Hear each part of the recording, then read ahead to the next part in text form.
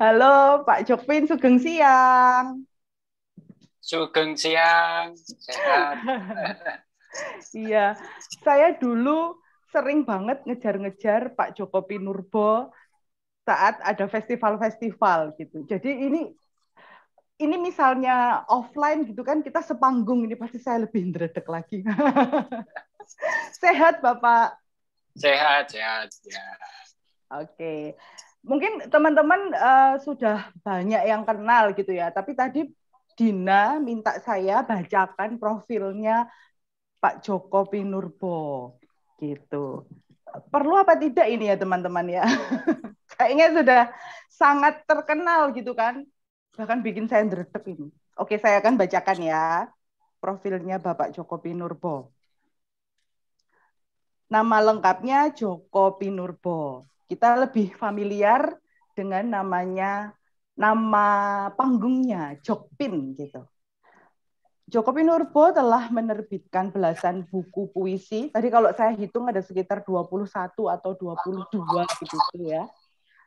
Yang pertama Celana, kemudian ada Tahilalat, Surat Kopi, Selamat Menunaikan Ibadah Puisi, buku latihan tidur, Perjamuan Kongguan, ini yang favorit saya. Kemudian Salah Piknik, Sepotong Hati di Angkringan juga yang akan kita bedah hari ini, Epigram 60. Penyair kelahiran 11 Mei 1962 yang populer dengan panggilan Jokpin ini telah menerima berbagai penghargaan. Hadiah Sastra Lontar pada 2001, Tokoh Sastra Badan Bahasa Kementerian Pendidikan dan Kebudayaan pada 2002 dan 2014, Kusala Sastra Katulistiwa pada 2005 dan 2015, Southeast Asian Right Award 2014, dan Anugerah Kebudayaan Gubernur Daerah Istimewa Yogyakarta 2019. Ini yang paling baru ya. Karya-karyanya telah diterjemahkan ke berbagai bahasa. Kalau saya tidak salah ada dalam bahasa Inggris, ada dalam bahasa Jerman, dan ada dalam bahasa Mandarin. Gitu. Tapi memang karya-karyanya Jokpin ini enggak semuanya bisa diterjemahkan gitu ya, karena dalam bahasa Indonesia itu yang lebih mengena begitu karya-karyanya. Oke, sedikit kita akan apa ya, ngobrol sedikit nih Pak Jokpin mumpung saya jadi moderator. uh, Epigram 60 ini tentang sesaji sajak gitu ya. Ini kan dipaskan 60 karena panjenengan juga kemarin launching saat berusia 60 gitu ya. Ini zodiaknya Taurus mau ke Gemini gitu ya. Jadi memang Iya, iya. jadi memang karya-karyanya agak berbau Gemini karena witty gitu kan. Mungkin nanti kita bisa mengorek lebih jauh tentang epigram 60 gitu ya teman-teman.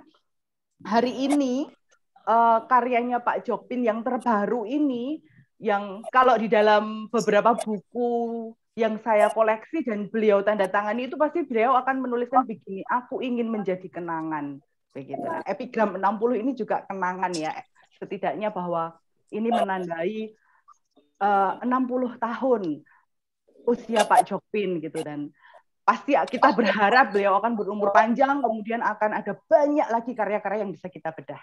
Nah, kali ini kita akan epigram 60 akan dibedah oleh Mbak Heti, Heti Palestina Yunani. Jauh ini Pak, yang membedah dari Palestina Yunani sana. Pakai bahasa Indonesia ya Kak? Ya, halo Kak Heti. Kak Heti ini juga tokoh di Perlima gitu ya. Jadi sudah tidak asing, sudah malang melintang gitu ya. Gak disemprit polisi ya, malang melintang.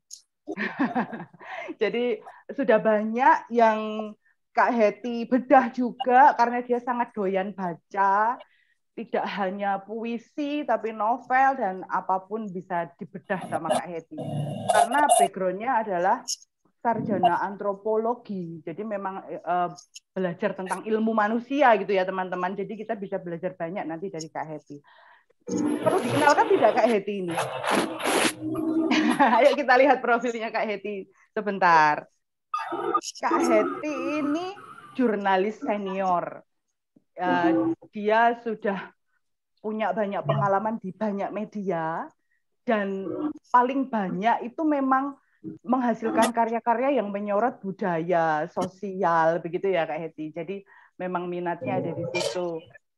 Kak Heti juga pengajar ilmu komunikasi. Saat ini dia menjadi redaktur harian di SWE. Kita bisa baca di layar pengalamannya Kak Heti ada banyak sekali.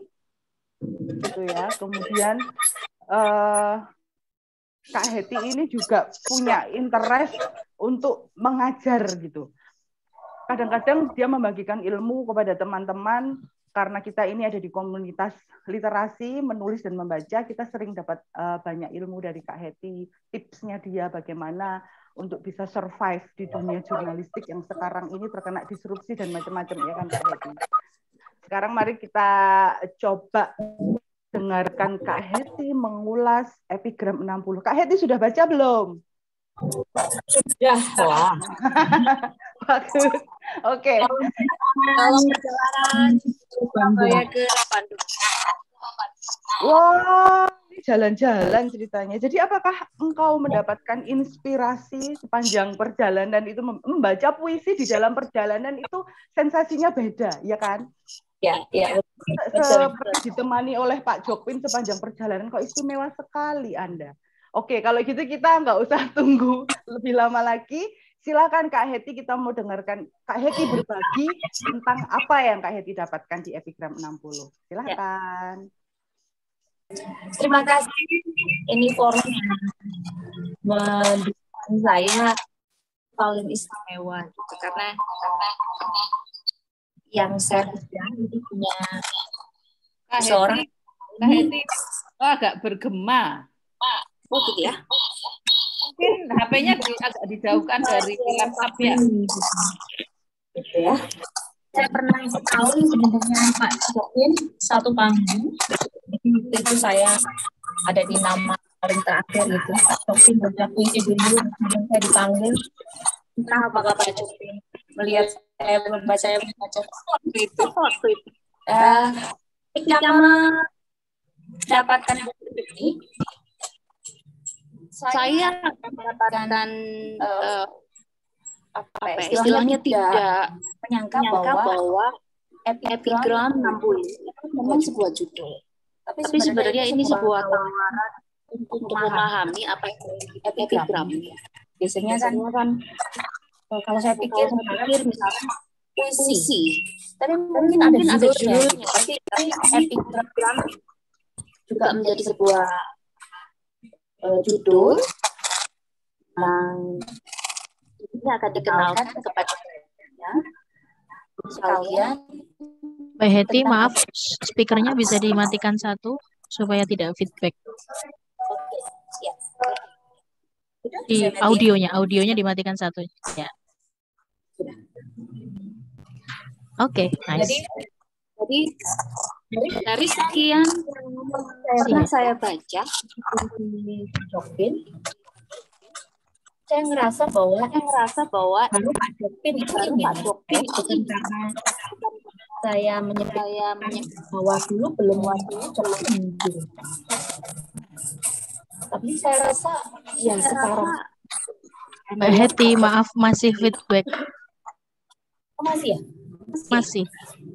HP-nya mungkin di off, dijauhkan aja dulu gitu ya Kak Heti ya. Karena kalau audionya diputus. Sudah ya? Nah, gini udah oke. Nah, Tadi nice. Coba. Jadi saya merasa baru Pak Jokpin itu di sini gitu. Saya harus membaca semua puisinya walaupun di buku, tapi ada di buku-buku itu tadi saya selalu nyolongin gitu karena itu bisa diambil gitu ya di browsing. Nah, saya nganggap kemudian saya berpikir bahwa Pak Jokpin ini tuh merasa ada tumbuh entuk tutup. Bagi saya perjumpaan Pak Jokpin untuk kemudian menulis epigram itu adalah sesuatu yang saya yakin nggak tahu ya. Nanti mungkin Pak Jokpin bisa bilang apakah baru sekarang yang merasa ya inilah saya gitu. Karena itu yang saya tangkap betul bahwa kayaknya Pak Chokpin berada di sini gitu. Dan itu tidak juga akan mudah ditiru orang lain karena yang dilakukan Pak Chokpin itu bagai perupa yang ketika dia melukis abstrak itu adalah sesuatu yang sudah final. Jadi dia sudah melampaui hal-hal yang lain, baru kemudian ketemulah final pada abstrak gitu. Nah pertemuan itu tidak bisa direncanakan bahwa oh saya nanti ngabstrak gitu. Nah ini juga saya yakin Pak Chokpin itu seperti merasa oh saya nanti harus ngepigram gitu.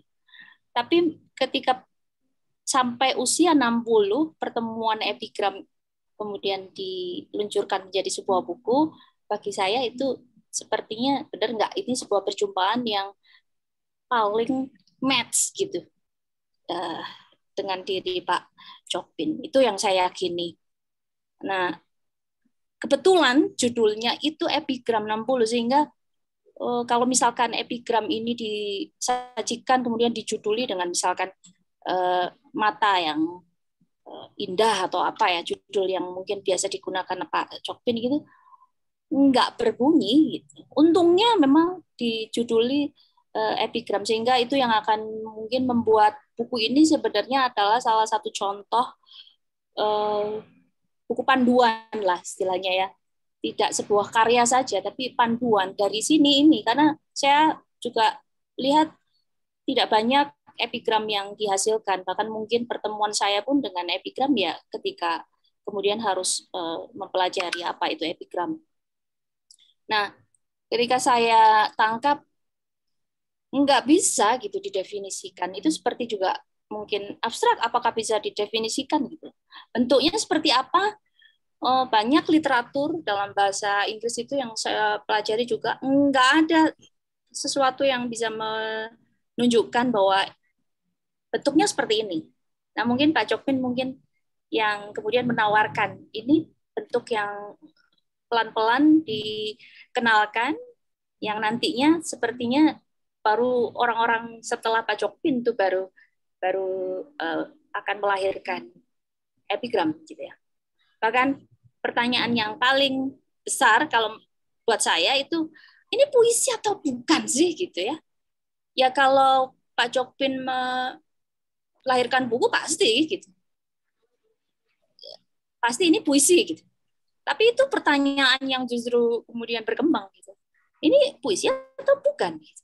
Nah, ketika saya menangkap, waduh, ini tumbuh untuk tutup tenan gitu ya. Nah, itu baru saya menangkap karena Pak Chokpin itu kan istilahnya kalau laki-laki gitu beling banget itu di puisi ini gitu. Bisa jadi mungkin beling yang lain tapi ya di puisi ini baru Pak Chokpin tuh seseorang yang saya lihat tuh beling walaupun sikapnya manis, santun gitu ya.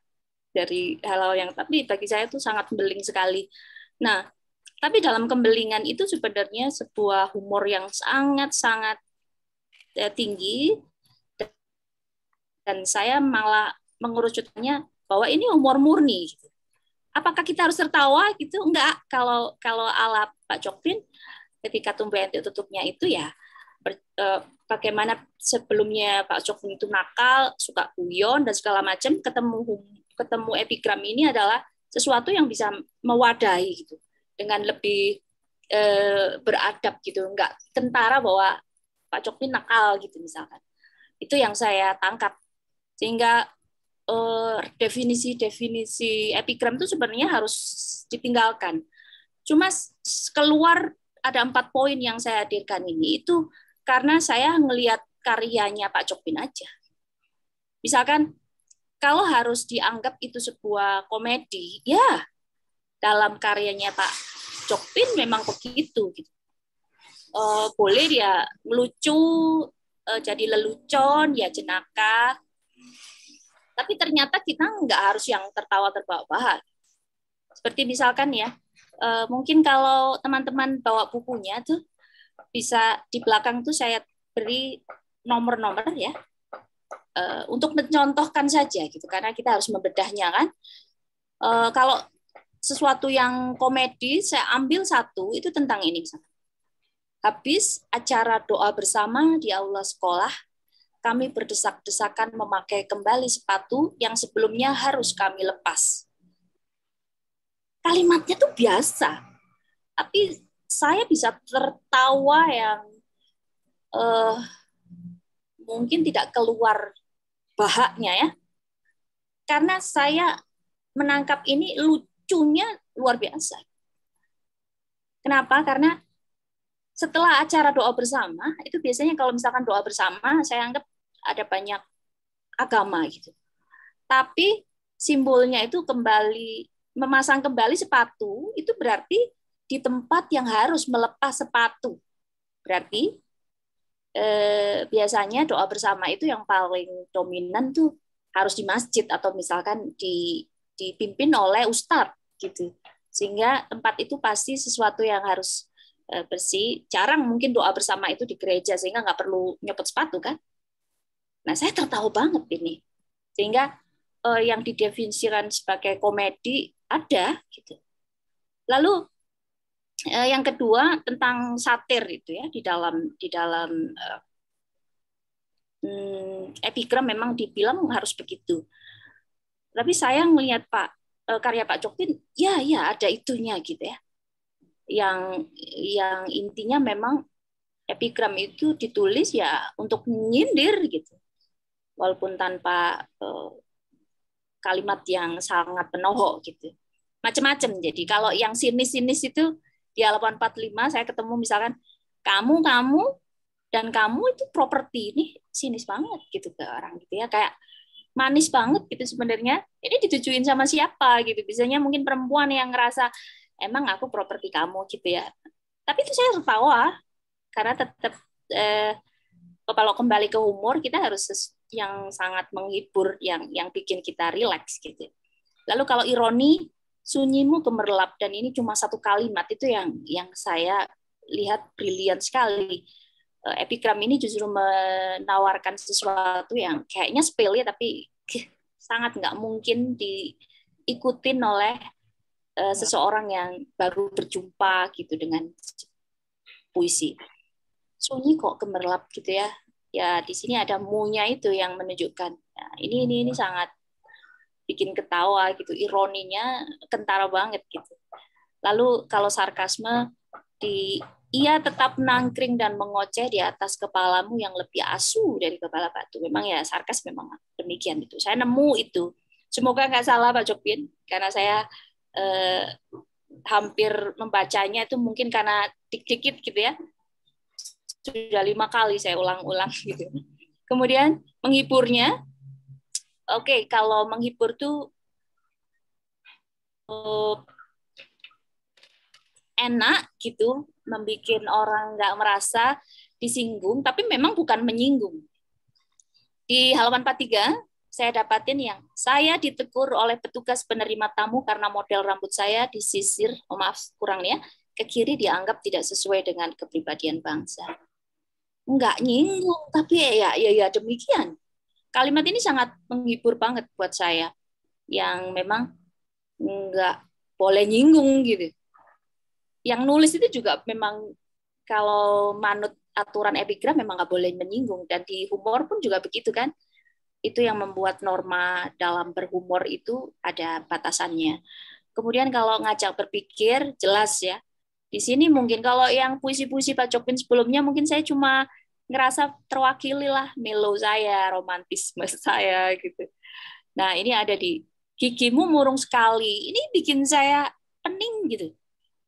Gigi kok murung gitu ya. Mungkin pilihan-pilihan itu yang bikin, andai Pak Jokpin ada di dekat saya tuh memang kalau kamu tuh jadi laki-laki nakal banget ya gitu rasanya begitu. Sehingga kenapa milih yang bikin mengajak berpikir gitu loh. Lalu Tuhan mengumpulkan sisa-sisa makanan bekas pesta buat bekal di perjalanan. Ini sih bikin panjang gitu kemana-mana, yang itu luar biasa humornya itu. Orang ini mungkin nggak seperti Asmuni, Gepeng atau siapa, tapi humornya menurut saya, nah itu yang mungkin nanti kelak stand up komedi itu akan mengadopsi epigram ini, gitu. Harus belajar tentang itu kali ya. Kalau yang saya tangkap juga, ini nggak saya melihat dari bagaimana sebenarnya bentuknya, karena mari kita cari pakai epigram itu seperti apa gitu ya. Dari karya Pak Jokpin saya ngelihat ada gaya dalam epigram. Oh ternyata kayak gini ya, misalkan ya. Misalkan kecil, saya bilang kecil, bukan pendek. Karena kok saya nemu kalimat yang panjang tuh. Kalau misalkan oleh Pak Dahlan ini, saya udah dimaki-maki gitu ya. Mungkin ini pecah dong jadi 4 gitu. Tapi ini satu karya yang memang begitu, sehingga kecil. Kalau kecil itu beda dengan pendek, sehingga saya menekankan memang bukan pendek. Walaupun puisi ini semua pendek-pendek gitu. Tapi enggak kok, karena satu kalimat coba ya. Bulan berbinar-binar melihat sesosok bayangan berjalan bungkuk di atas kolam dengan suara kecipak yang mengagetkan seorang penyair tua yang sedang berjalan bungkuk di pekarangan sehabis untuk menulis sebuah sajak yang tak selesai. Nafas ini bisa habis. Tapi itu yang juga bikin nakal banget, orang ini bikin nafas saya habis. Sementara dalam jurnalistik saya nggak akan membuat kalimat-kalimat yang seperti itu. Tapi ini memang karya yang berbeda gitu. Sehingga saya menangkap kecil, saya nggak bisa bilang singkat nggak juga gitu. Ini termasuk singkat karena lebih pendek dari puisi yang pernah ada. Lalu ada bait juga, bukan ini ya. Dan itu nggak ada batasan jumlah, karena saya lihat sebenarnya sampai 10 bait pun masih diterima gitu sebagai epigram. Kayak ini ya, sebenarnya pendek puisi ini, tapi baitnya ada 3. Sementara yang tadi kalimatnya panjang, cuma ada 1 bait. Unik ya. Jadi UMR-nya rendah, harganya tinggi, harga kangennya lebih tinggi. Ini juga kan nggak ada batasan jumlah dan bentuknya berbait-bait, silakan gitu tuh. Cuma memang karena terpatok norma bahwa harus kecil, tidak mungkin lah ya akan sepanjang puisi-puisi yang saya pernah baca punya Pak Jokpin, panjang banget gitu ya. Lalu ketajaman ini nah tajamnya itu bukan ada pilihan kata yang ini ya, tapi begitu diartikan tuh tajam banget. Dan itu ada di puisi yang di halaman 5, teman-teman mungkin bisa buka.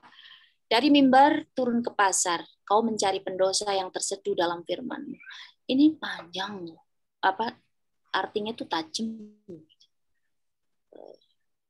Yang mari ya, mungkin kita nggak bisa bahasnya di sini karena waktu juga.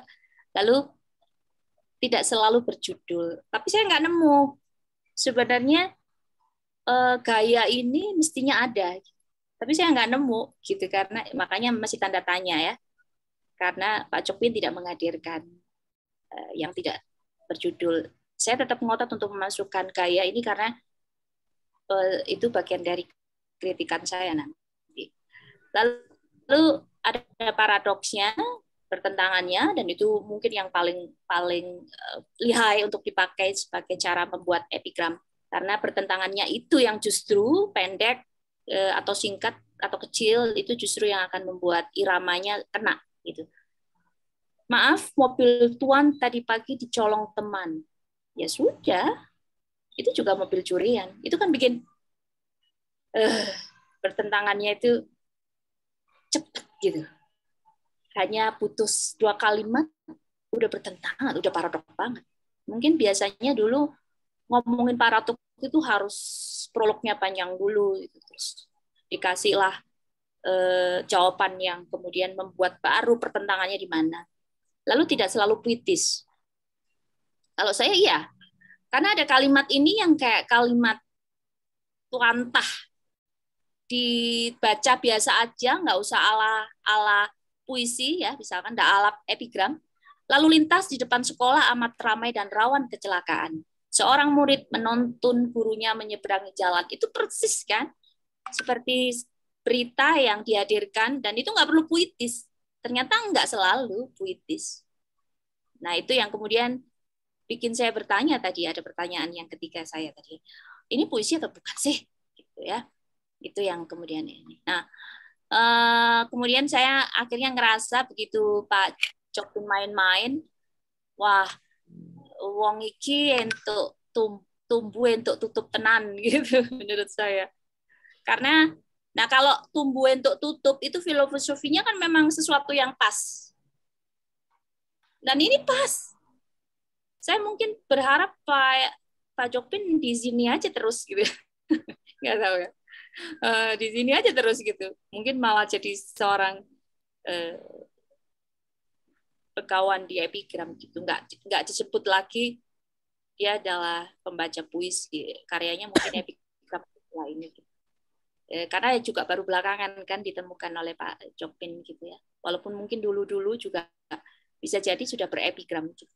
Nah, kalau saya lihat pasnya itu begini. Ternyata butuh karakter yang kalau orang mau menulis epigram, karakternya ada nggak? Setiap orang nggak mungkin punya sense of humor yang bagus. Pak Chopin nggak perlu terlihat melawak, sense of humornya bagus banget ketika baca karyanya ya. Tapi kalau nggak tahu apakah kalau ngobrol bisa bikin kita ketawa, nggak tahu ya. Jangan-jangan garing ya Pak, barangkali gitu kan. Lalu orangnya harus open mind karena ngomongin sesuatu yang bisa tabu lah atau apa. Wawasannya juga luas. Kalau nggak taraf ini dicapai, jangan coba-coba bikin epigram deh. Saya aja kemudian akhirnya jadi keder. Waktu pertama baca sih rasanya, oh bisa nih. Lah kalau karakter saya nggak sense humornya bagus, kayaknya jangan berani. Ini kayak juga, ya jangan kemudian ngabstrak deh kalau kamu nggak nyampe ilmunya gitu. Dan harus berpengalaman menurut saya, karena perspektifnya itu harus tepat banget. Nggak punya perspektif yang tepat, dia nggak akan menghasilkan sesuatu yang membuat ketajamannya ada, lalu kecilnya ada. Kalau nggak ada itu nggak mungkin. Lalu orang yang saya pikir harus didengar opininya. Epigram dihasilkan orang yang tidak terkenal seperti Pak Chopin, nggak bunyi menurut saya. Ini kelas ini memang ya. Lalu orangnya itu pantas memberi nasihat, karena di situ kan Pak Chopin pasti rasanya, masa sih Pak Chopin hanya cuma retorika doang, ngomongin yang di part yang pertama itu kan tentang religiusitas gitu ya. Masa sih gitu? Pasti beliau udah pantas lah memberi nasihat kita gitu, secara usia, secara pengalaman gitu. Lalu orangnya layak menyampaikan, dan kita nggak bisa menang di sini gitu.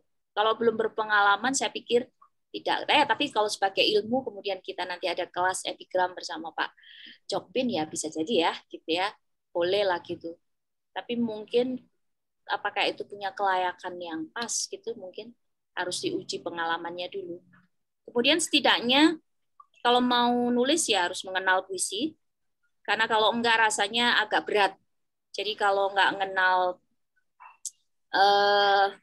bentuk, warna, lalu komposisi, segala macam dalam seni rupa, jangan coba-coba deh bikin abstrak gitu misalkan ya. Jadi mungkin harus pernah membuat puisi, itu mungkin kayaknya langkah yang pertama. Kemudian tahu ini bahwa epigram itu cuma salah satunya aja bentuknya puisi, karena ada banyak bentuk yang lain gitu. Bahkan mungkin kalau orang berpidato, kemudian dia mengucapkan karyanya Pak Chopin ini, dia udah nggak lagi berpidato. Di situ ada epigram yang disampaikan. Gitu. Lalu beride. Harus orang yang memang punya gagasan, lalu peka menangkap fenomena, dan itu kayaknya pencapaian yang nggak bisa kita upayakan instan gitu ya. Lalu berani nggak ngungkapkannya itu, karena ada banyak kritikan-kritikan yang itu kayaknya Pak Chopin pasti sudah ada jaminan bahwa dia mungkin nggak akan mungkin zamannya gitu, pemerintah nggak mudah menangkap sastrawan gitu. Kalau dulu di masa Orde Baru bisa jadi buku ini bikin Pak Jokpin kemudian masuk penjara kayak gitu ya. Tapi keberanian untuk mengungkapkan tuh memang harus menurut saya. Nah, saya tuh mendapatkan beberapa bentuk sebenarnya ini saya pikir dulu kutipan. Tapi ini dimasukkan dalam sebuah bentuk epigram.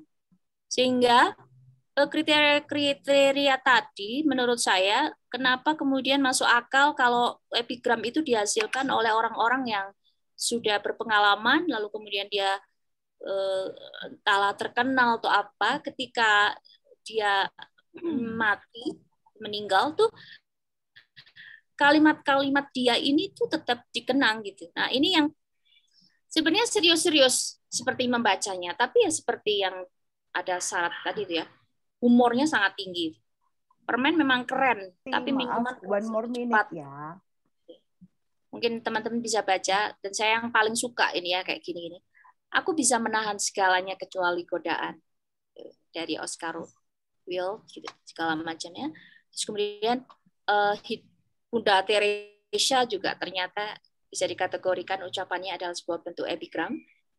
Saya yakin mungkin Bunda Teresa nggak berniat gitu menulis itu sebagai epigram gitu ya. Lalu yang saya suka yang terakhir ini, jika Anda ingin tahu apa yang Tuhan pikirkan tentang uang, lihat saja orang-orang yang diberikannya. Ini gaya-gaya yang memang sudah dilakukan oleh Pak Jokpin. Saya yakin Pak Jokpin sih nggak niru mereka gitu. Tapi ternyata karakter ini muncul sehingga saya memahaminya, oh ini tidak hanya sekedar quote toh, ini epigram. Itu yang saya kemudian punya acuan baru untuk bisa memahami bahwa tidak. Nah, nama-nama ini kan nama besar. Eleanor Roosevelt, Bunda Teresa, Dorothy Parker gitu ya. Nah, kalau kita membuat, bisa jadi enggak mungkin begitu saja kemudian epigramnya Hetty, Palestina, Yunani akan dianggap epigram. Karena butuh yang tadi saya bilang itu ada karakternya, ada pengalamannya, ada orang ini beride atau enggak. Soalnya akhirnya pada mengerucut bahwa ini harus dilakukan oleh orang-orang yang mencapai level ini. Jadi jangan mudah gitu ya untuk melakukannya, sehingga saya pun juga merasa bahwa meskipun bisa menulis puisi masih keder juga. Pak Jokpin saya ada memujinya, ada muatan budaya, saya lihat ya, itu saya senang gitu sekali karena ya memang epigram itu bisa diturunkan ke generasi gitu ya, khususnya untuk kelompok budaya tertentu yang Pak Jokpin kayaknya ngambil sesuatu yang khusus orang Sukabumi tapi Jawani gitu. Bahkan saya baru belakangan paham ya setelah, maksudnya udah dulu gitu ya. Belakangannya itu ketika sudah kenal puisinya, ternyata nama Joko Pinurbo itu Jawa banget tapi orang Sukabumi kan gitu kan. Tapi pilihannya ini juga di sini Jawa semua gitu, kayak Cumengkling, Derek Kersaning, Mak Jegagi, Ngontel, Kencling gitu. Kue Gambang ini mungkin yang nggak Jogja kan gitu ya, tapi Jawa dari Semarang dan Jakarta. Lampu Teplok gitu. Terus soal sederhana banget itu memang harus dicapai. Ini saya pikir ini sederhana ya, tapi ditiru ya ora iso gitu, nggak gampang gitu. Ya soalnya memang kadang ada puisi jadi macam-macam ya kan, ada jadi puisi ya jadi prosa. Elegi, kalau elegi itu mungkin kemunculan epigram yang pertama di Yunani bentuknya itu karena kayak monumen, menuliskan sesuatu kenangan tentang orang yang mati dibikin gitu.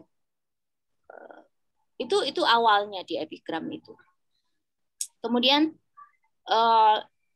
sederhana banget ya karena biar mudah diingat itu. Akhirnya memang mudah diingat ya karena pendek, karena kecil, sehingga kata-katanya kayak tadi yang quote-quote yang saya kira quote, bahkan itu sebenarnya epigram, itu kan juga mudah diingat ya.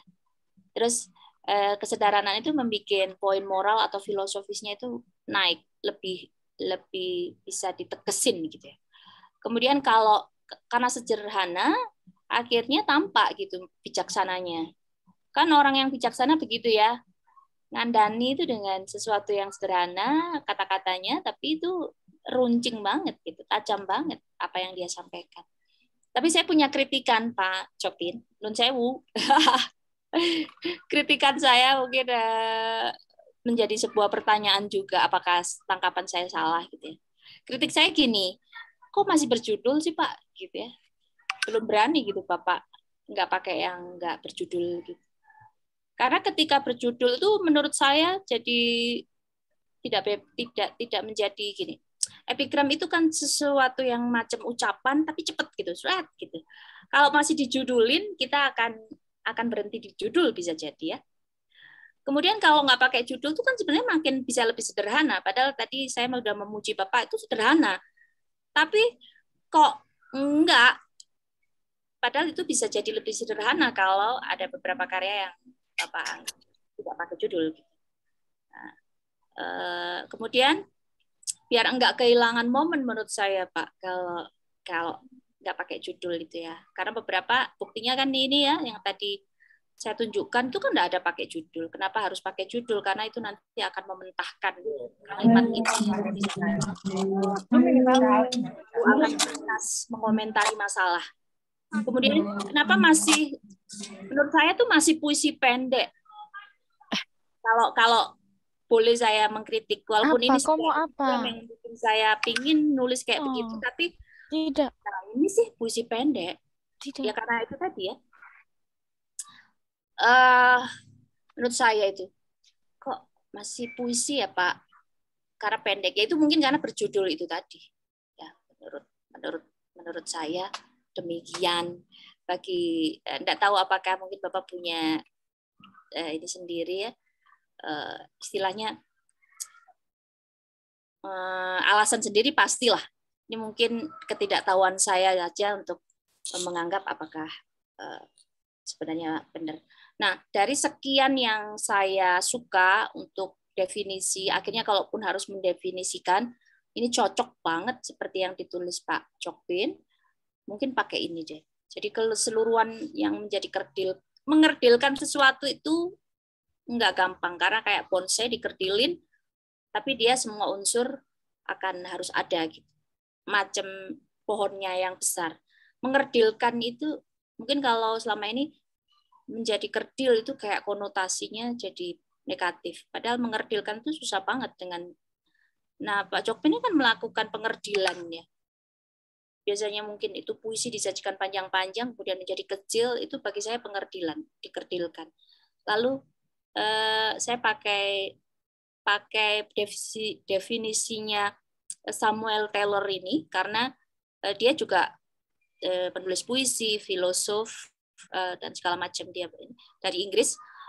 Karena tubuhnya itu singkat, tubuhnya kenapa kok tidak tubuhnya pendek? Tubuhnya itu singkat ya karena itu tadi begitu diomongkan punya kesan bermakna tajam. Itu singkat banget, nggak membutuhkan banyak waktu untuk berpanjang-panjang ngomong.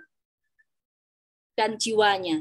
Berjiwa itulah yang sangat bisa dimunculkan oleh Pak Chopin, itu karena secara pengalaman dan hal-hal yang sudah dilakukan Pak Chopin ke sana. Mungkin nggak akan ada jiwa karya yang nanti akan dihasilkan oleh orang-orang yang bisa jadi hanya barusan 2-3 kali membuat epigram. Mengisi jiwa ini yang akan sangat sulit menurut saya. Jadi itu Pak Chopin, antara yang saya puji dengan yang saya kritik. Mungkin kalau yang dikritik itu bisa menjadi pertanyaan ya Pak. Kenapa sih masih berjudul Pak? Gitu. Apa pertimbangan Bapak? Terus yang kedua, kok belum masih jadi puisi pendek, bener nggak gitu ya? Kalau bagi saya itu sih. Mungkin kalau nanti akan Bapak punya karya yang pasti akan menjadi lebih baik. Walaupun ini sudah sangat lebih bagi orang-orang yang membaca gitu yang tidak pernah. Ini satu capaian yang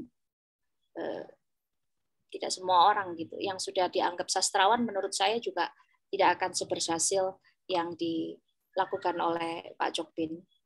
Nah, sebagai penutupnya ya itu tadi. Salam tumbuh untuk tutup. Saya ikut merayakan karena saya mengira pasti Bapak tuh ngerasa ini aku banget gitu ya. barangkali. Saya ngerasanya sih itu sih membaca dari ini, karena Bapak bisa mewadai nakalnya itu sidik-sidik gitu loh. Tapi diselamatkan oleh kekerdilan dan kekecilan bentuk, itu jadinya cukup. Nakal kakean kan ya nggak enak gitu. Sehingga ini sangat pas buat Bapak. Ini tumbuh yang saya ambil fotonya cantik banget, tapi mungkin sebenarnya sangat sederhana yang pernah kita tahu saat masa kecil. Terima kasih Pak Jokpin, selamat berusia 60 tahun lebih ya sekarang ya, dengan karyanya Epigram 60. Mungkin nanti ada karya lain, pasti nggak mungkin judulnya Epigram lagi, atau mungkin bisa jadi apa gitu. Tapi benar, Bapak sudah menjuduli itu karena hendak menunjukkan bahwa ini loh epigram. Sebagai judul mungkin nggak akan ditiru oleh orang lain kalau ada epigram 70. Kalau saya nanti epigram 47 kali 4 zaman, saya dianggap nyontoh Pak Jokpin jadinya. Nah itu nakalnya. Sudah kayak ngomongin nanti aqua gitu. Nah, Pak Jokpin udah duluin. Nggak akan orang pakai nama aqua, sanyo, atau apa, karena udah identik dengan karya yang dimaksudkan. Terima kasih. Terima kasih Kak Heti. Sudah panjang lebar dan ada gambarnya, akhirnya saya tahu, oh ini tumbuh entuk tutup kayak gitu. Bentuknya seperti ini. Dari tadi saya juga bertanya-tanya, apa ini tumbuh entuk tutup ini kayak ngopo gitu. Oke, sekarang kita akan bergeser ke Pak Jokpin. Ini yang dipuja, dikritik tadi ya. Kalau Kak Heti tadi kan bilang bahwa epigram itu nanti orang-orang akan kemudian mengacunya kepada karyanya Jokpin yang ini, gitu kan. Ya, jadi seperti kayak kalau Honda, Aqua gitu ya, seperti itu. Karena memang ini beragam sekali ya. Kalau dibilang tadi Pak Jokpin itu bisa mengkerdilkan hal-hal yang huge gitu kan, kemudian menjadi simple. Kayak gitu. Itu memang yang kemudian saya tangkap waktu itu ketika saya kemudian jatuh cinta kepada Djoko Pinurbo adalah kenapa sih dia bisa bikin puisi yang dibacanya itu tidak harus berbunga-bunga. Kata-katanya itu juga tidak kata-kata yang dicari-cari, itu harus indah, harus buka kamus, diksinya ini itu apa, padanannya apa. Jadi tidak rumit gitu. Tapi ternyata proses untuk kemudian menjadi sederhana itu alangkah sangat kompleksnya begitu kan. Karena beliau bisa menemukan hal-hal yang indah itu di dalam keseharian, kemudian dituangkan di dalam karya-karyanya yang kemudian bikin orang, kalau saya terus terang kemudian menjadi bahwa oh puisi itu ternyata tidak terlalu berjarak dengan pembacanya itu setelah membaca karya-karyanya beliau. Karena tadinya kan semua puisi itu kayak yang wah orang kalau nggak punya diksi yang indah-indah nggak bisa nih jadi penyair. Tapi Djoko Pinurbo mendobrak itu semua, kemudian menjadi jembatan antara audiens dan puisi. Akhirnya orang-orang menjadi lebih mencintai puisi seperti itu. Ayo sekarang kita akan mendengarkan seperti apa sebenarnya. Sepelik apa sih urusan bikin puisi ini Pak Jokpin? Silahkan. Ya, terima kasih. Selamat siang untuk teman-teman berlima, untuk Heti khususnya.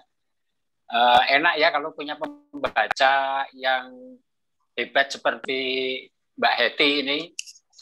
Pembaca yang hebat itu dalam pengertian saya, pembaca yang bisa memberikan kita lebih dari apa yang kita baca dari karya-karya seorang pengarang.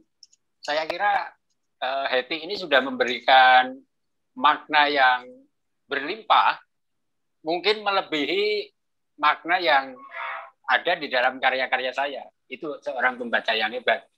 Maka saya selalu mengatakan bahwa sebelum menjadi penulis yang baik, jadilah terlebih dahulu pembaca yang baik. Saya tidak membayangkan bahwa seseorang bisa menjadi penulis yang baik kalau sebelumnya dia tidak bisa menjadi pembaca yang baik. Dan Heti tadi sudah memberi contoh bagaimana pembacaan yang baik terhadap suatu karya atau serangkaian karya, sehingga karya-karya itu secara tidak sengaja itu maknanya itu dicurahkan kepada sekian banyak pembaca. Nah, saya ingin menanggapi langsung Heti tadi. Saya ini orang Jawa, kelahiran Sukabumi. Jadi saya ini memang orang Jogja, orang Jawa. Jadi bapak ibu saya ini Jawa, tapi setelah menikah, bapak ibu saya ini merantau ke Sukabumi. Saya lahir di sana. Saya lahir di sana dan menjalani masa kecil sampai lulus SD di Sukabumi. Mulai SMP saya ke Jogja karena keperluan pendidikan. Sementara bapak saya tetap tinggal di Sukabumi sampai pensiun karena beliau mengajar di jadi guru SD Impras waktu itu. Dan bapak saya dari pelosok Sukabumi itu untuk mengirim biaya sekolah anak-anaknya yang di Jogja, sebagian di Jogja, itu mengirim wesel. Makanya ada puisi tentang wesel. Itu sebetulnya kenangan ketika saya dulu sekolah dan kuliah di Jogja, itu tiap bulan menunggu-nunggu wesel, yang menunggunya itu lama banget itu. Nah, itu menjadi semacam kenangan yang akhirnya juga menjadi bahan renungan saya. Itu mengenai mengapa Sukabumi disebut-sebut dalam biografi saya, yaitu tempat kelahiran saya. Tapi saya orang Jogja yang dibesarkan dalam kultur pergaulan orang Jogja yang penuh humor, suka bercanda dan suka plesetan. Lalu yang kedua, saya ingin langsung menanggapi saja. Nah, apa yang dikatakan Heti itu tadi benar. Sebetulnya puisi-puisi dalam buku ini itu sempat akan tidak saya beri judul. Itu saya sempat kepikiran untuk tidak menjuduli. Tapi saya lupa ya, waktu itu kok akhirnya dijuduli juga. Mungkin waktu itu saya berpikir, ya tidak lazim aja kalau puisi tidak diberi judul. Tapi saya ingat bahwa saya waktu itu punya ide untuk tidak memberi judul. Memberi judul untuk puisi yang ringkas, puisi kecil itu tidak mudah. Karena justru judul itu bisa juga mempersempit jangkauan makna sebuah puisi. Jadi betul, itu kritik itu betul dan akan saya pertimbangkan dengan seksama. Karena itu benar bahwa judul kadang membuat sebuah puisi yang sebetulnya sudah ringkas, itu menjadi dipersempit jangkauan maknanya. Kalau tanpa judul sebetulnya ruang tafsir untuk pembaca itu bisa lebih luas. Pembaca lebih leluasa. Sehingga judul ini kadang-kadang mendikte benak pembaca, ya kan? Apalagi kalau bikin judulnya ngawur, nah itu semakin terdikte lagi. Jadi nggak masalah soal kritik itu.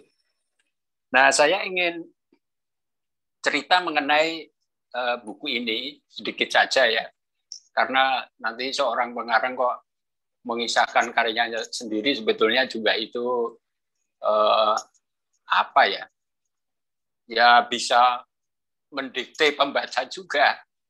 Sebetulnya pembaca bebas saja menginterpretasikan, dan apa yang dikatakan pengarang tentang karyanya sebetulnya tidak perlu terlalu dipusingkan.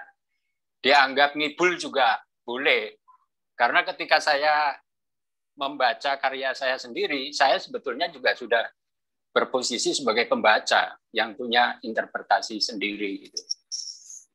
Nah, hal-hal kecil saja. Mengapa 60 tadi sudah dijelaskan. Itu benar, itu dalam rangka saya memaknai usia 60.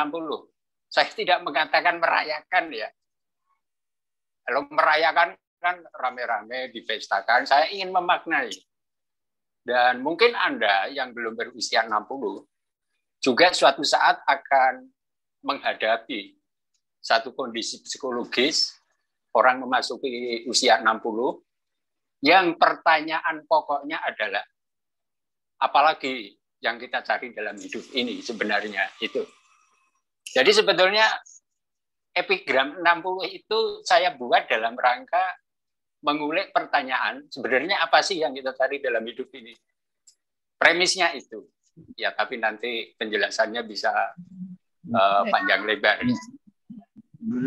Karena dalam rangka memaknai usia 60 ya saya pakai mistik otak-atik gadok, ya udah jumlah puisinya juga saya sesuaikan jadi 60 puisi gitu.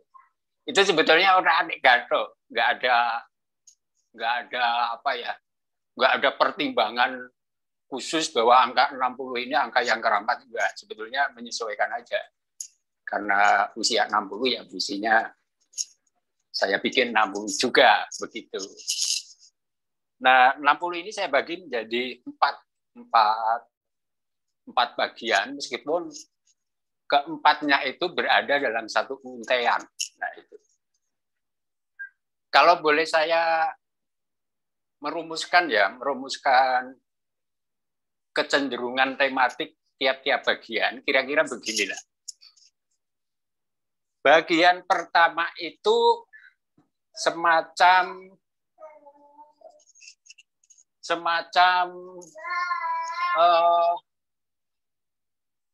kontemplasi.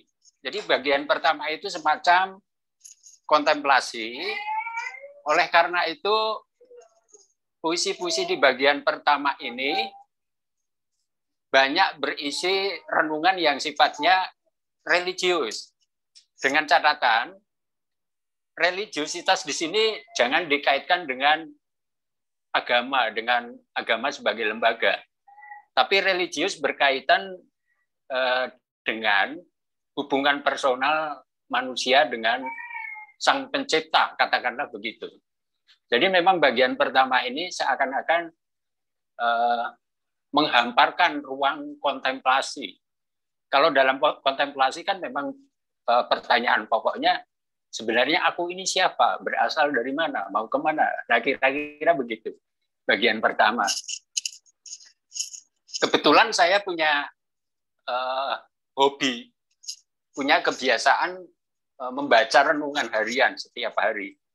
Sumbernya macam-macam, dari kitab suci atau membaca quotes, termasuk quotes-nya Bunda Maria itu tadi, Bunda Teresa ya, yang tadi dicontohkan oleh Hetty. Misalnya ada salah satu quotes dari Bunda Teresa yang sangat saya sukai. Kita tidak memerlukan perbuatan-perbuatan besar, tetapi dengan cinta yang kecil, yang kita perlukan adalah perbuatan-perbuatan kecil yang kita lakukan dengan cinta yang besar. Itu salah satu quotes dari Bunda Teresa yang sangat menginspirasi. Lalu bagian kedua ini si aku sudah mulai keluar dari ruang kontemplasi. Dia keluar dari ruang kontemplasi, memasuki alam kehidupan nyata, memasuki realitas sosial. Nah, di dalam realitas sosial yang dihadapi, dia banyak berhadapan dengan berbagai hal yang bisa membuat dia merasa gamang, merasa mengalami disorientasi, kehilangan jati diri. Jadi bagian kedua ini banyak berisi misalnya mengenai hubungan antar sesama. Karena manusia personal yang bersunyi-sunyi di ruang kontemplasi itu tadi, ketika keluar ke realitas sosial, dia harus berinteraksi dengan sekian banyak orang, sekian banyak hal, dan kadang-kadang itu bisa mengacaukan orientasi dirinya, kira-kira begitu. Maka bagian kedua ini mengisahkan betapa tidak mudahnya kita menjaga kemurnian diri kita di tengah situasi kehidupan yang ya menawarkan banyak hal yang membuat kita memilih, ya udah aku keluar dari diriku, aku menjadi orang lain, kira-kira begitu. Itu yang kedua.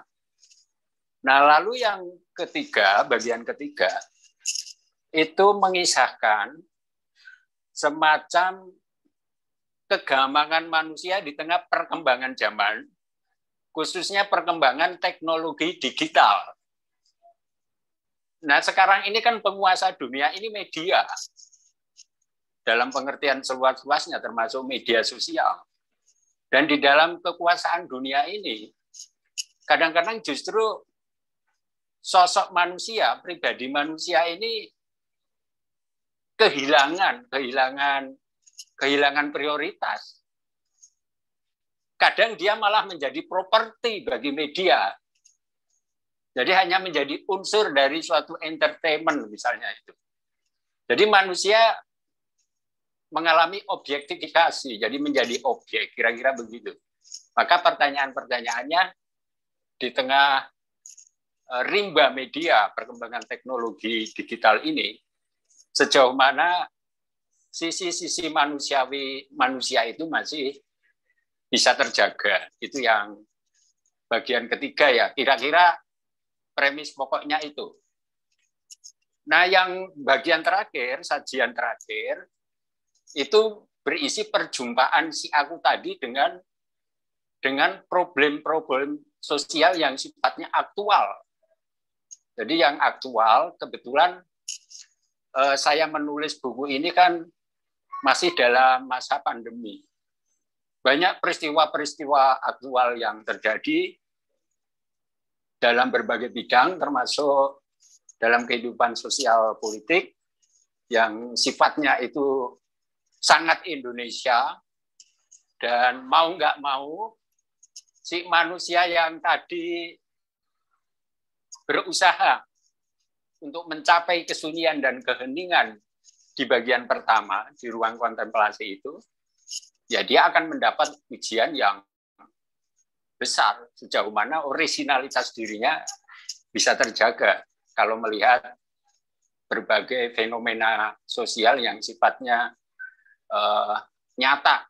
Contohnya kan akhir-akhir ini kita banyak dikepung oleh kecenderungan yang kalau saya istilahkan itu sebagai hipokrisi sosial, kepura-pura, kemunafikan.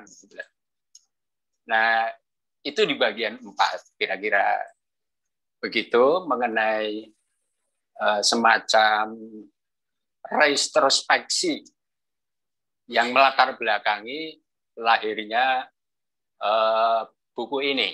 Nah, itu cerita mengenai epigram ya. Nah, mengenai epigram sendiri, ya memang menurut definisi formalnya epigram itu sajak ringkas. Saya setuju dengan Hetty untuk menyebutnya sebagai sajak kecil, yang unsur pokoknya itu satir. Ada satir, ada paradoks, ada ironi, ada humor. Apakah menulis puisi kecil atau ringkas seperti ini mudah? Dalam pengalaman saya puluhan tahun menulis puisi, justru menulis puisi yang kecil seperti ini yang paling menantang. Paling menantang, karena dalam ruang yang sangat terbatas, saya harus memasukkan unsur humor, unsur satir, itu kan tidak mudah. Nah, saya ingin share, ingin berbagi tantangan yang akan Anda hadapi kalau menulis puisi jenis ini. Pertama, tadi sudah disebut oleh Hetty, kemungkinan puisi Anda menjadi abstrak. Isinya itu hanya pernyataan abstrak. Jadi, padahal kan sifat dasar puisi itu konkretisasi visual. Gitu. Bisa dibayangkan dengan imajinasi, ada objek, ada peristiwa, dan sebagainya. Kemungkinan pertama, coba kalau Anda nanti coba, isinya itu bisa abstrak. Yang kedua, juga kemungkinan bisa jatuh menjadi semacam quotes, dalam pengertian yang isinya itu pepatah atau nasihat, pesan moral. Jadi puisi jadi terasa menggurui. Itu kesulitan menulis jenis puisi kecil seperti epigram. Karena sekarang ini kan tren tren quotes ini sangat menggejala di dalam di lalu lintas media. Tiap hari kita menghadapi quote-quote. Kebetulan itu quote-quote itu memang quote-quote yang sangat berharga, berisi. Tapi kalau quote itu ditulis oleh orang yang sekedar ingin mencari sensasi, nanti jatuhnya itu seperti khotbah. Itu kesulitan kedua. Dan itu tantangan kedua yang tidak mudah ditaklukkan. Nah, lalu yang ketiga, karena ada unsur satir, ironi, humor, bisa jadi nanti jatuhnya ya hanya sekedar lelucon, sekedar komedi. Tidak mudah menulis humor yang kontemplatif. Wah, ini saya. Humor kok kontemplatif. Humor yang bisa menjadi alat refleksi diri. Humor yang bisa menjadi sarana untuk melakukan kritik tapi tidak menyakiti. Nah, makanya saya setuju dengan Hetty bahwa di dalam humor itu juga tetap ada batas-batas yang harus dijaga. Komedi, humor itu kan sering kebablasan melampaui batas-batas yang bisa menimbulkan konflik atau orang tersinggung, orang tersakiti, malah cari musuh, kira-kira begitu. Nah, batas itu sangat saya jaga meskipun tidak mudah. Sangat mungkin orang menulis puisi pendek, puisi kecil, ya sekedar untuk lelucon, untuk bercanda, untuk lucu-lucuan, untuk komedi, seperti stand up komedi. Tetapi humor sebagai sarana untuk mengkritisi diri sendiri atau sebagai sarana autokritik memang tidak mudah. Itu memerlukan latihan. Dan saya sudah berlatih itu puluhan tahun lewat puisi-puisi saya yang sebelumnya.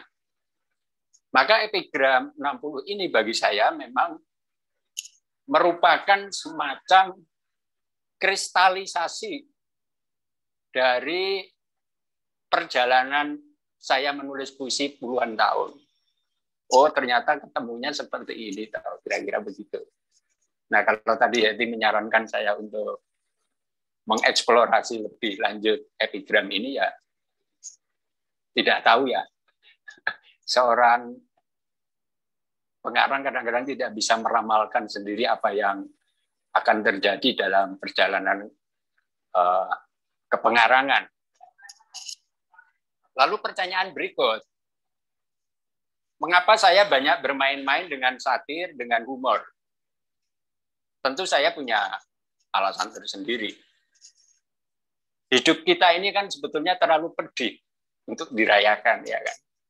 Kalau kita kalkulasi, mungkin dalam hidup ini ketemunya, kita ketemunya itu lebih banyak hal yang menyakitkan, mengecewakan dibanding yang menyenangkan. Tapi semua itu kan sudah amor fati, takdir yang memang harus kita terima dan kita tangguh. Dengan kata lain, bagaimana kita tetap bisa bukan hanya menerima hidup, tetapi merayakan hidup, tetap bisa happy dan bersyukur dengan hidup kita, meskipun hidup itu sendiri penuh kegetiran. Nah, maka harus ada semacam obat penangkalnya. Nah, saya menggunakan humor ini sebagai obat penangkal untuk sesuatu yang pahit, menyakitkan.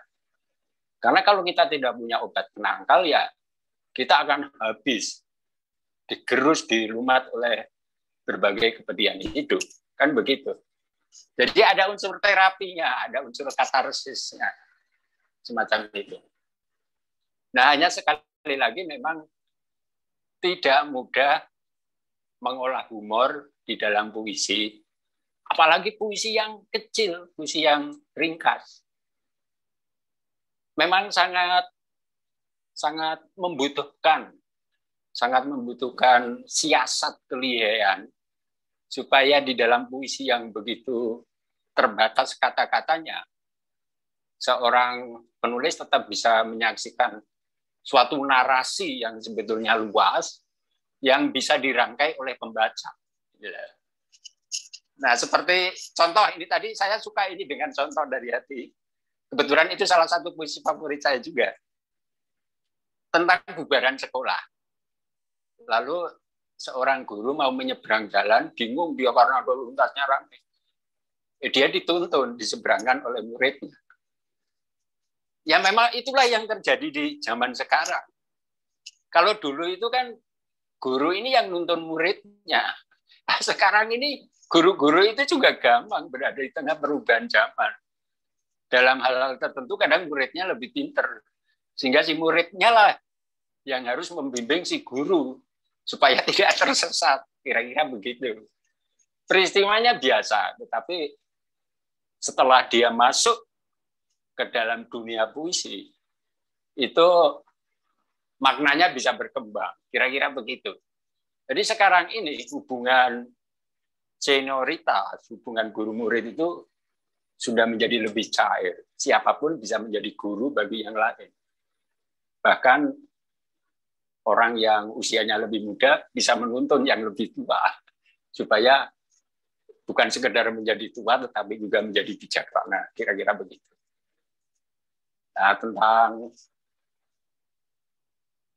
Nah, ini saya buka rahasia ya.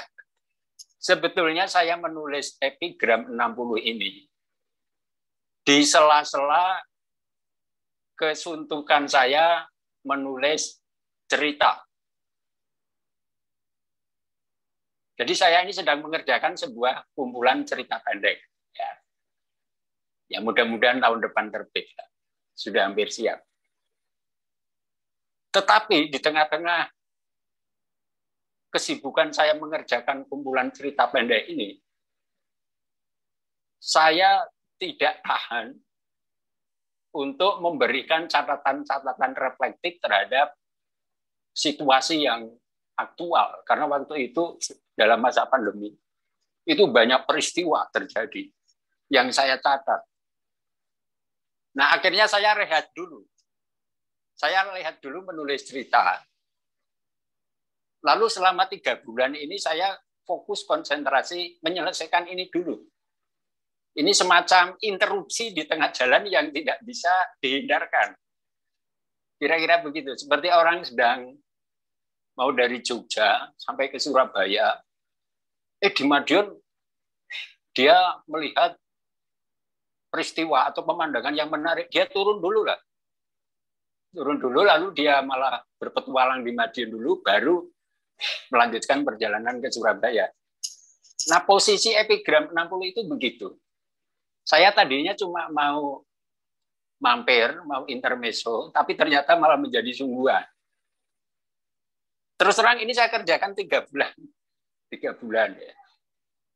Nah, setelah epigram ini selesai, saya melanjutkan menulis cerpen-cerpen saya. Jadi kalau nanti Anda melihat buku kumpulan cerpen saya, itu akan nampak dari tahun penulisannya. Tahun 2020 sekian cerpen, tahun 2021 kosong. Lalu dilanjutkan tahun 2002. Nah, tahun-tahun yang kosong ini isinya epigram 60 ini sebenarnya. Nah, dan epigram 60 ini membantu saya untuk melanjutkan penulisan cerpen-cerpen saya. Jadi kalau Hetty tadi bertanya, petualangan baru apalagi yang akan saya masuki, saya sedang belajar bereksperimen menulis cerita pendek. Dan hasilnya sudah ada. Naskahnya sudah hampir siap lah, satu kumpulan cerita pendek.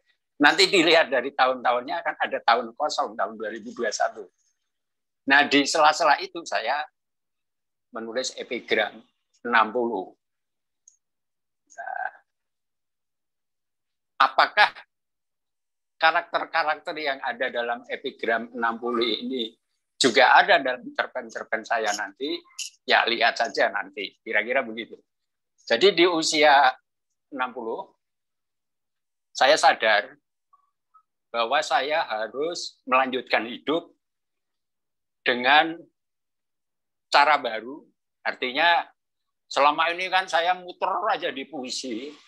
Ya saya ingin mencoba yang lain. Itu salah satu bentuk pertanggungjawaban saya terhadap apa yang tadi saya katakan di usia 60 ini sebenarnya apa yang kamu cari.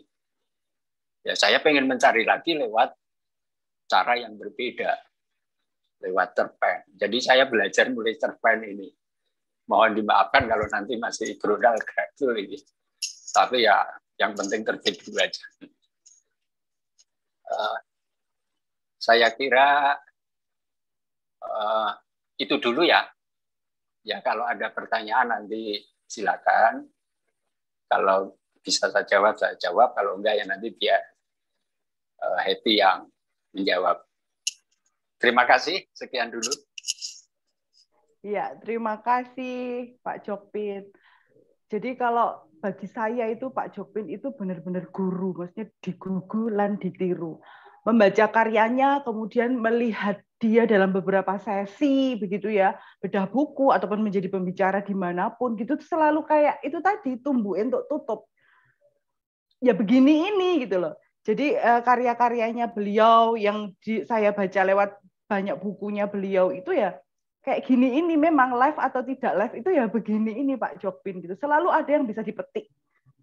Bahkan saat dia jeda, betapa dia sangat produktif ya teman-teman ya. Saat dia jeda menulis cerpen, dia menelurkan buku puisi. Epigram 60 yang ini kemudian menjadi karya yang itu tadi mengajak kita berkontemplasi. Seperti itu.